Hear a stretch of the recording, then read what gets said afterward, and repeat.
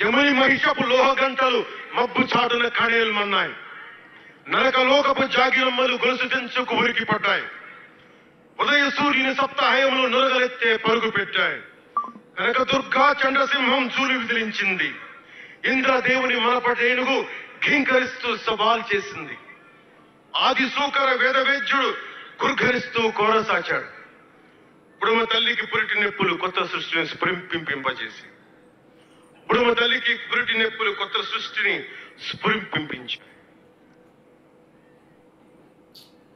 దీనిని లోతుగా ఆలోచించి ఇక మన ఆలోచన తీవ్రత, భావ తీవ్రత అన్నీ ఉంటాయి. జన సైనికులు మీరు జాగ్రత్తగా ఉన్నంత కాలం మన ఎమ్మెల్యేలు అందరూ బాగుంటారు, మన మంత్రులందరూ బాగుంటారు, నేను కూడా బాగుంటా.